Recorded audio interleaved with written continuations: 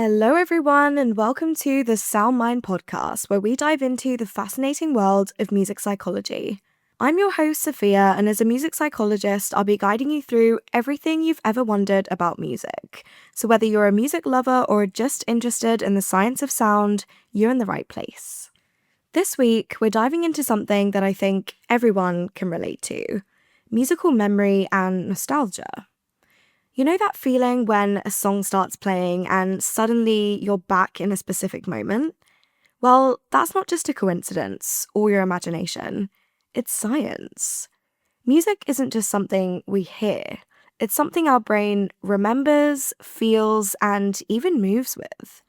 Throwback songs work like time machines. They have this incredible ability to transport us, not just back to a sound, but back to the feeling of a moment. The emotions, the people, even the smells and colours of a memory can come rushing back, all triggered by a single song. And in this episode, we're going to explore exactly why that happens. We'll look at what's going on in the brain when music unlocks those memories, why songs from our teenage years hit the hardest, and how music has the power to connect us to who we are, even when other memories fade. So, let's dive in. Music is more than just an auditory experience. It's a key that unlocks deeply personal memories, often with vivid detail. One of the most intriguing phenomena associated with music is something called music-evoked autobiographical memories, or in short, memes. That's MEAMS, not what we might all be thinking of. But these are memories from a person's life triggered by a specific piece of music, and often are of episodes or experiences that occurred in one's own life, meaning that they're tied to unique and personal experiences. These memories often carry emotional weight, such as joy, nostalgia, or even sadness. And actually, research shows that the potential of music to evoke memories functions as an important motive for engaging in music listening in the first place. When we hear a song we've heard before during a particular event, say our high school graduation, or a tune that played during a first date, it can bring back an entire collection of memories associated with that time. The specific details, such as where we were, who we were with, and how we felt, they all flood back, often with remarkable clarity. Research shows that the ability of music to evoke vivid autobiographical memories is linked to the way that the brain processes memory and emotion. The hippocampus, which is the brain's primary structure for forming new memories, plays a central role in recalling autobiographical memories. And at the same time, the amygdala, which is responsible for processing emotions, becomes active during music listening. And this overlap is crucial because memories that are tied to emotions are typically more vivid and accessible.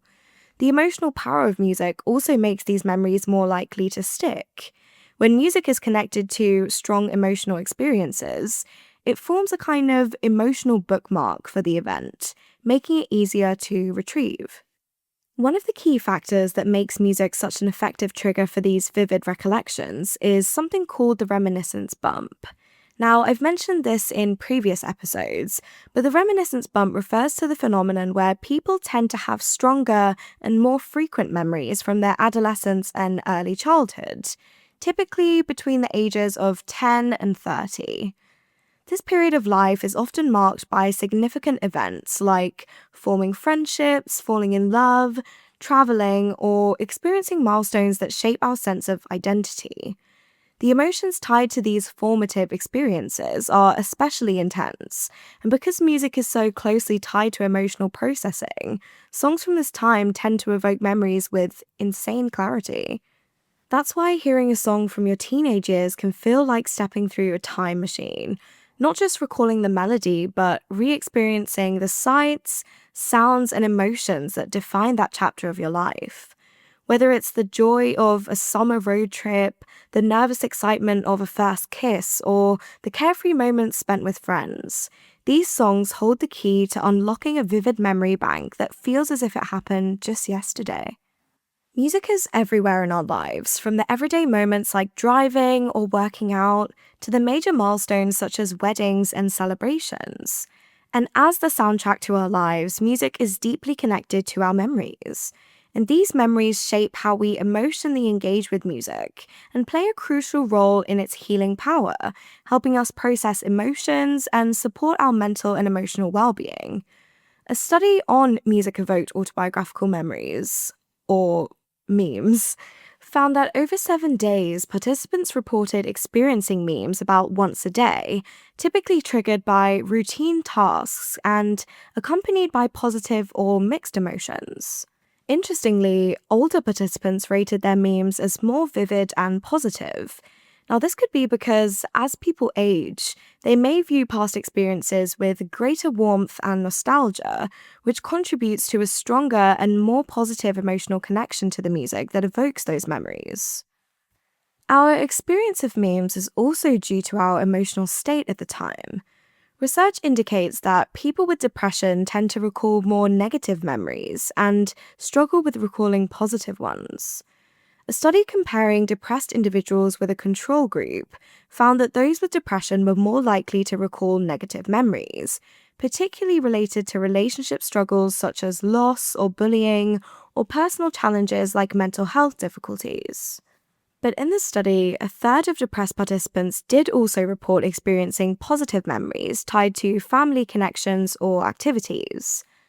This points to a complex relationship between mood, memory, and music, suggesting that while music can evoke both positive and negative emotions, the emotional state of the listener can heavily shape the outcome of the experience. This nuance is important when considering music as a tool for emotional well-being. While music holds the potential for healing and can help enhance positive emotions, it may not always have a universally beneficial effect. For some, music may inadvertently bring up painful or difficult memories, especially if the emotional connection to the music is tied to past traumas or unresolved emotions. Therefore, it's crucial to approach music listening with mindfulness, recognizing that for some individuals, certain tracks or genres might unintentionally amplify negative emotions. But how exactly does music carve itself so deeply into our memory? Well, music memories aren't just tucked away in one little corner of the brain. They're multisensory and multimodal, meaning we store and link up music memories through a few different channels or categories. And each one plays a unique role in why throwback songs feel like time machines. But here's the cool part. Music doesn't just activate memory systems, it supercharges them by lighting up multiple regions of the brain, often at the same time. And that's why music memories are so strong. They don't live in isolation. They're woven into motor areas, language centers, sensory systems, and emotional hubs. So let's break these down. Let's start with muscle memory. Have you ever picked up an old guitar after months or even years and found your fingers instinctively moving to familiar chords? Or found yourself dancing to a song without even thinking? Well, that's muscle memory in action. The phrase, "your body remembers what your mind forgets," couldn't be more accurate. This kind of memory is rooted in procedural memory, which is the kind responsible for learned physical skills like riding a bike, typing on a keyboard, or playing a musical instrument. It's anchored in two key areas: the motor cortex, which plans and initiates voluntary movements, and the cerebellum, which fine-tunes coordination, balance, and timing. Over time, through repetition, movements like finger placements on a piano or strumming patterns on a guitar get encoded into these regions. They become automatic, almost effortless. And that's why, even if you haven't played in years, your hands seem to know where to go. It's not that you consciously recall the notes, it's that your muscles do. And this is particularly powerful in neurodegenerative conditions. People with Alzheimer's disease who may have severe damage to the hippocampus often retain the ability to play instruments or dance routines that they learned earlier in life.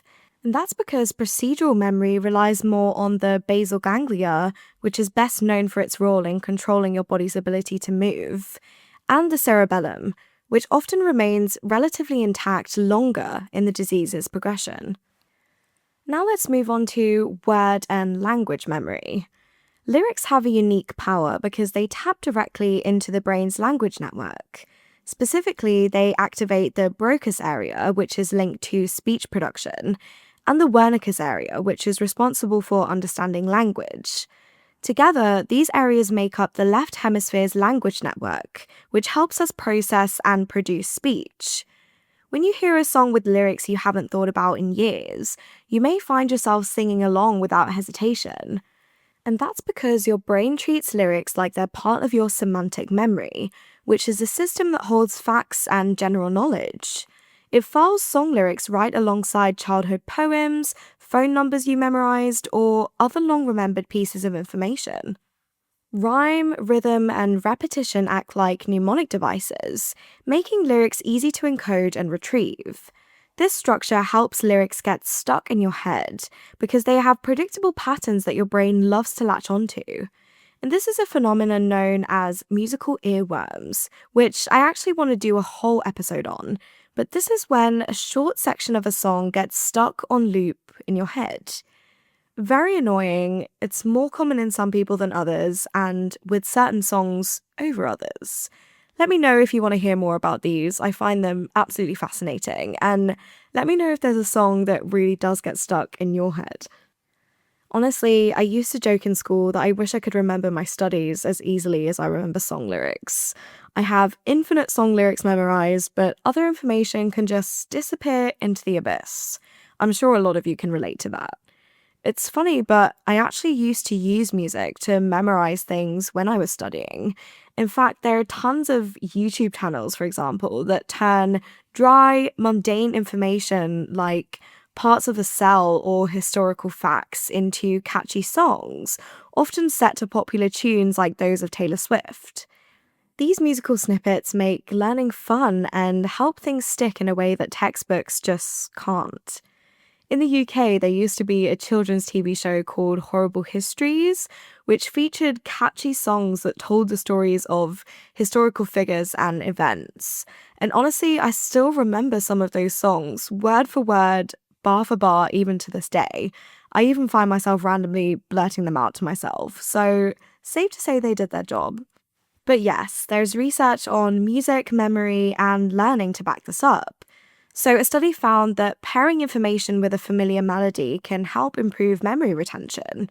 When information is set to music, especially an enjoyable song, it taps into those multiple parts of the brain, including areas linked to memory and emotion. So, definitely try it out if you haven't already. What's even more remarkable is that music offers a backdoor into language when the front door is blocked. For people with aphasia, which is a language disorder often caused by stroke or brain injury, speaking can become incredibly difficult, leaving them unable to express themselves verbally in the way that they once could. Yet, many individuals with aphasia can still sing the lyrics to familiar songs with ease, even when speaking those same words in conversation feels impossible. This is used as something called melodic intonation therapy, and it highlights the incredible power of music to activate alternative brain pathways, offering a way for the brain to access language through melody and rhythm, rather than traditional speech patterns. In this process, music engages regions of the brain that are less affected by the brain injury, allowing for communication through song. This approach has been used to help individuals with aphasia regain some of their lost language abilities, demonstrating just how deeply music is woven into our neurological and cognitive processes. So, the next time you're belting out the chorus to one of your favorite childhood songs, you're not just reliving memories of your past self. You're tapping into a deeply ingrained, alternative language system that connects both emotion and communication through melody. It's a testament to the resilience and adaptability of our brains, showing just how profoundly music can shape our ability to connect, even when the usual pathways are disrupted. Now let's talk about visual memory. Music isn't just something we hear, it often comes bundled with visuals that are just as sticky in our memory. Maybe it's a music video, a concert stage, or even the album artwork you stared at while listening to something on repeat. Sometimes it's the specific place you were when you first heard a song, the room, the lighting, or even the people that you were with. The visual cortex processes visual stimuli, but when it comes to memory, the parahippocampal gyrus is the real MVP. It encodes visual context and spatial location, and that's why hearing a song can bring back a vivid mental snapshot of where you were and what you were doing. This connection explains why you might instantly picture a scene from a music video when you hear a certain song. For example, I still vividly picture the exact frames from music videos I watched on MTV as a kid. The music and the visuals become one cohesive experience, with the brain associating both elements as part of a unified memory. What makes this connection even more powerful is the role of the hippocampus in memory formation. The hippocampus helps link the various aspects of our memories: the who, what, where, and when. This means that the visual cues attached to the song, whether it's a specific image from a music video or the memory of the room that you were in, often trigger the entire sensory experience to flood back in. You not only recall the sounds, but also the feelings, the people, and the overall context of the moment. It's as if the music brings with it a whole emotional and sensory snapshot of the past, encapsulating that moment in a way that's deeply ingrained in our memory. Now let's move on to melody, pitch, and structure. Over time, our brains become pattern recognition machines when it comes to music. We absorb the structures and conventions of different genres. So, what a pop song is supposed to sound like, how a jazz improvisation flows, or how a classical sonata resolves. This is why we can often predict where a song is heading, even if we've never heard it before. The auditory cortex, which is located in the temporal lobe, processes the basics: pitch, melody, and rhythm. But the prefrontal cortex takes it a step further by making predictions about what comes next. This process relies on implicit memory, which is unconscious knowledge of rules and structures. You're not consciously thinking, "now comes the chorus," but your brain is. When a song fulfills your brain's expectation, it gives you a little dopamine hit, and that's thanks to the brain's reward center. That's why those perfect drop moments in EDM, the resolution of a tense chord in classical music, or the key change in a pop ballad can feel euphoric. This prediction and reward cycle is one reason why music is so addictive. Your brain is constantly playing a guessing game with the music, and it loves being right. Finally, let's talk about the emotions that accompany music. This is where music earns its reputation as an emotional time machine. Emotionally charged memories are the stickiest, and music often carries powerful emotional weight. Whether it's joy, nostalgia, heartbreak, or just catharsis, songs can act as emotional bookmarks in our lives. When you listen to music, your amygdala, which is the brain's emotional center, lights up. And the nucleus accumbens, which is part of the brain's reward system, releases dopamine, creating pleasure and reinforcing the experience. This chemical cocktail enhances the encoding of that moment into your memory. And what's even more fascinating is that emotionally significant music memories often involve the ventromedial prefrontal cortex, which is an area that stays relatively unaffected in conditions like Alzheimer's. And that's why music can unlock memories and emotions that seem otherwise inaccessible.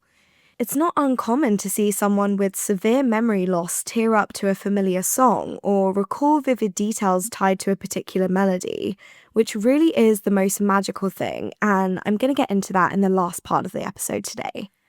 The emotional bond we form with music is not just about the moment itself, but how that moment is woven into our personal narrative. These emotions act as a kind of glue, attaching songs to certain times, places, or experiences in our lives. Think of a song that reminds you of a first love, or a summer with friends, or even a difficult time in your life. Music has a unique ability to encapsulate complex feelings and transform them into lasting memories. Each note, chord, and lyric has the potential to evoke a cascade of emotions tied to specific moments. Music doesn't just help us experience emotions in the moment, it helps us understand and process those feelings over time. Whether it's the joy of dancing to an upbeat song, the sorrow of reflecting on a sad tune, or the peace that comes from a soothing melody, music's emotional impact is profound and lasting. It allows us to connect with the past, understand our present, and navigate our emotional lives in a way that words alone often can't capture. So, all of these categories work together like a 5-lane highway in your brain. These neural networks crisscross through the motor cortex, language centers, visual cortex, auditory cortex, hippocampus, and amygdala, creating a rich, multisensory experience. When a throwback song hits, it doesn't just tap into one memory. It lights up all of these regions, creating a multisensory, multimodal re-experiencing of a moment. You're reliving it. Hearing an old song can make you feel like you've stepped back into an earlier version of yourself. The sights, sounds, smells, and emotions of that moment come flooding back. And that's the magic of musical memory. It doesn't just remind you of who you were, it brings you right back to that moment in full, vivid color. Now, before we move forward, I just want to say, if you're enjoying this episode, it would mean so much if you could rate the podcast or leave a quick review wherever you're listening. It really makes a big difference in helping the Sound Mind reach more like-minded listeners just like you. Thank you so much for your support, and now, on with the episode. Now, this phenomenon of going back in time evokes various emotions, both positive and negative. But I want to focus now on one in particular. Nostalgia. Nostalgia is that bittersweet feeling that blends warmth and longing for the past, often triggered by the music that we hear.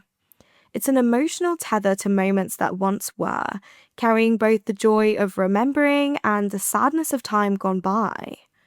Music acts as a bridge linking us to those times, reminding us of where we've been, who we were, and what we felt, bringing a rush of emotions along with it. While some songs might uplift us with joy, others evoke a sense of longing or melancholy, blending warmth and sadness. This emotional intensity, combined with personal connections, makes nostalgic music a source of comfort and a way to process past experiences. It's not just a reminder of the past, it's a way to reconcile with it, making nostalgia both comforting and bittersweet. There's a reason nostalgic music is so comforting. It allows us to revisit the past without physically reliving it. Listening to a song that reminds you of simpler times, whether it's high school or a carefree vacation, gives you the emotional benefit of remembering the positive aspects of those experiences. It's almost like your brain gets a chance to relive the joy without the stress or complications that might have accompanied those memories in real life. But the concept of nostalgia actually has a long history. It was first coined in 1688 by Johannes Hofer, who described it as a form of homesickness, a moral pain caused by separation from loved ones. For centuries, it was seen as a serious disorder, even linked to melancholy or madness. It was actually believed to cause physical symptoms such as fever, loss of appetite, and insomnia. But over time, as psychology and neuroscience evolved, so did our understanding of emotions. The term nostalgia gradually shifted away from its roots as a medical condition and began to be recognized as a more universal emotional experience, something that most people would encounter at various points in their lives. Researchers now understand nostalgia not as a debilitating illness, but as an emotional mechanism that serves a crucial psychological function. It's seen as a way for individuals to reconnect with their past, to find comfort in memories of better times, and to help process transitions in life, whether they be positive or challenging. Nostalgia often spikes in times of crisis, like during wars where people longed for better, simpler times. This was especially true for soldiers. The COVID-19 pandemic saw a similar emotional response, with nostalgia acting as a psychological tool to cope with isolation, uncertainty, and stress, which I think a lot of us can relate to. Recalling positive memories from the past gave people a sense of continuity and meaning, helping to counteract those feelings of loneliness and providing an emotional anchor when the present felt overwhelming. Since its complex history, nostalgia has since become an essential part of the human experience, helping us make sense of who we are by revisiting our history, reminding us of significant people, places, and events that have shaped our lives. This shows that nostalgia can actually be a positive, self-regulatory emotion, making us feel better in the present. It's been shown to boost mood, alleviate loneliness, and improve overall well-being. By revisiting those positive memories, we reconnect with a part of ourselves that still feels vibrant and full of life. Research suggests that music-induced nostalgia can also enhance our self-esteem, increase optimism, and even foster a sense of meaning in life, acting as a buffer against psychological discomfort like sadness. This emotional power helps us feel grounded and connected, providing both comfort and a renewed sense of joy. Some researchers also highlight the forward-looking aspect of nostalgia. Nostalgia not only helps us reflect on the past, but also helps us imagine future possibilities. It's a powerful tool for constructing a renewed sense of self and envisioning our future selves. But nostalgia isn't just a personal feeling, it's become a cultural movement. In today's world, we see it everywhere. Retro-inspired music, fashion comebacks, movie reboots, and even social media trends that tap into a longing for simpler times.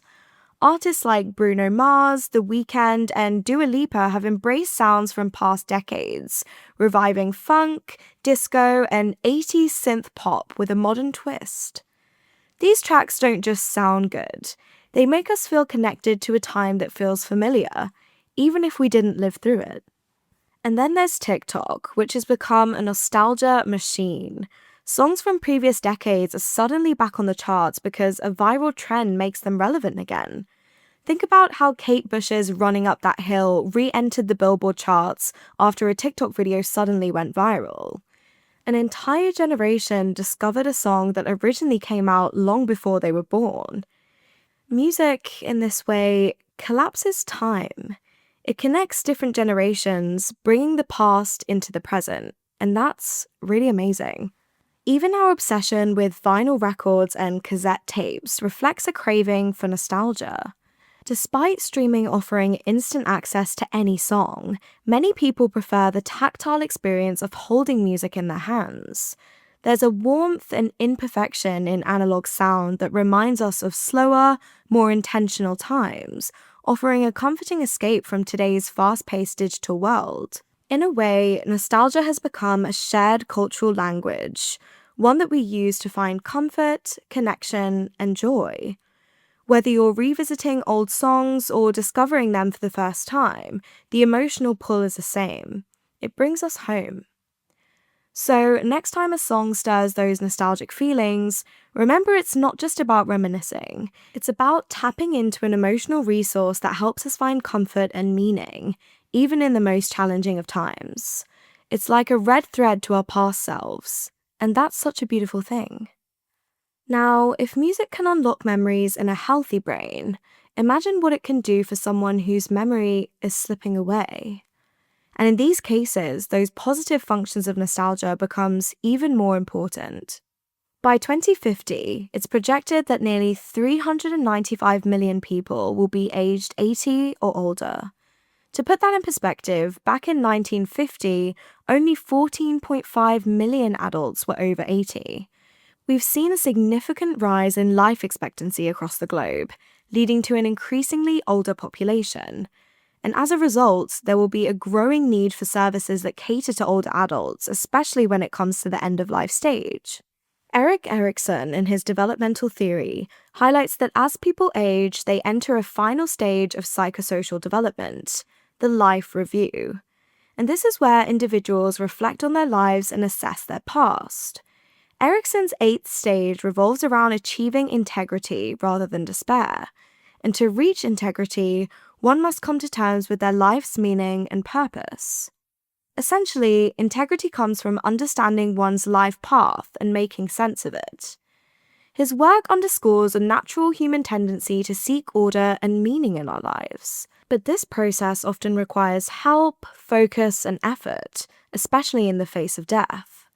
The integration of life's events is crucial for peace and well-being during this stage of life, and this is where music and nostalgia come into play.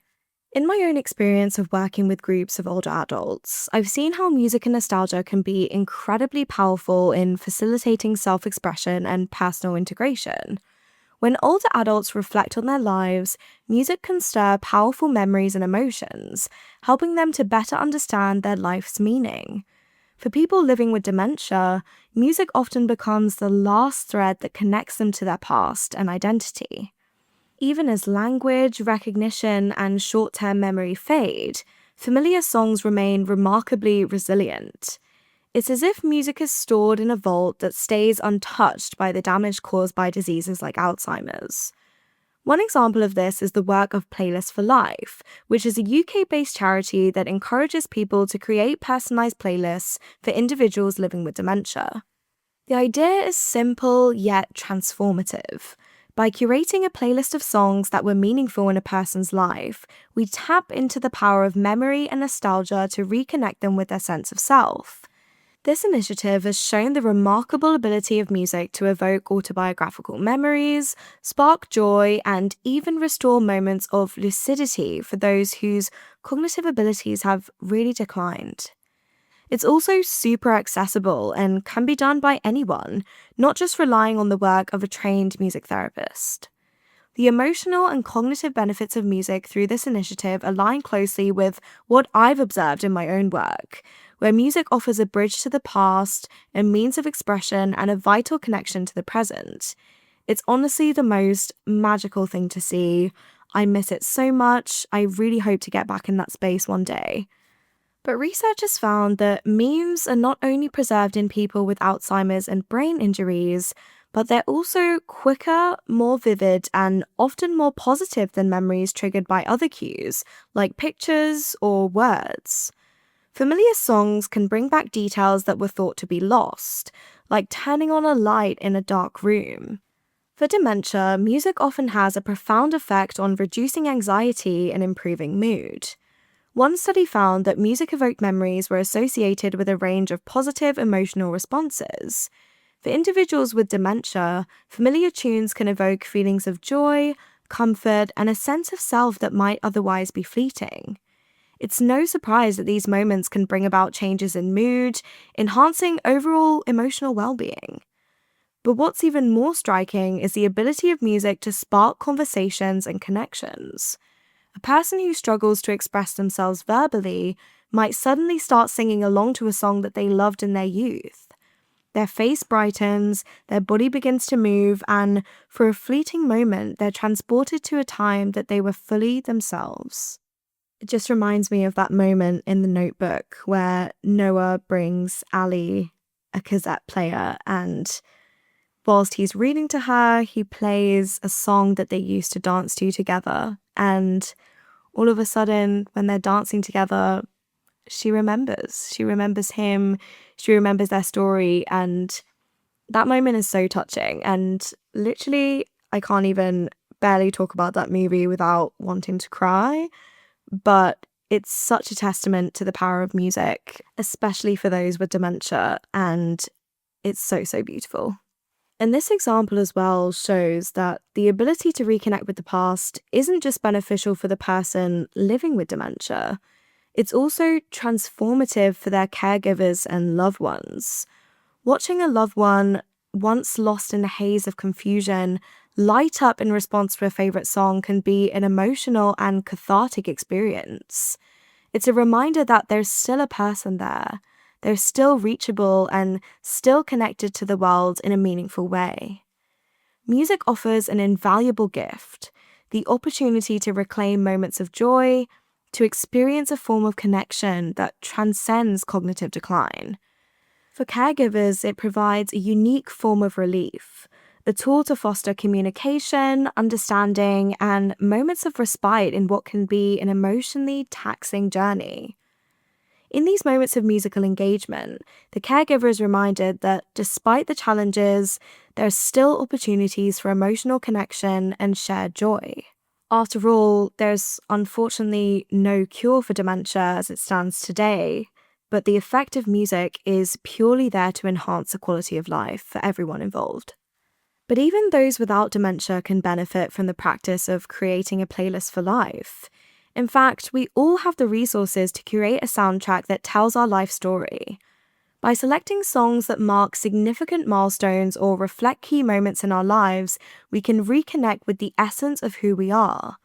Whether it's a song from childhood that brings back memories of family vacations, a tune from a first love, or a piece of music that reflects personal growth, these songs can serve as a powerful tool for reflection and self-expression. Creating your own playlist in this way allows you to actively engage in storytelling through music. It becomes a way to re-examine your past, find meaning in your journey, and even gain insight into who you are today. In fact, curating your personal playlist for life can be an act of self-care, as it allows you to celebrate your life's narrative and connect with the emotions that shape your identity. So try it out for yourself. If you head to Playlist for Life's website, they have resources on there with prompts that will help you trigger various memories and build up your playlist. I'll link that in the description here too. It's something you can work on over time. Think of it as a constant work in progress, and just have it for yourself as a reflection and well-being tool. Even do it with friends and family. But you never know what songs you're going to rediscover and what memories you're going to reflect on too. I think it's such a fun process to be part of, and I really encourage that you go and check it out. In many ways, the importance of music in the lives of people with dementia is a reminder of its power in all of our lives. It highlights the enduring human connection to memory, identity, and self-expression.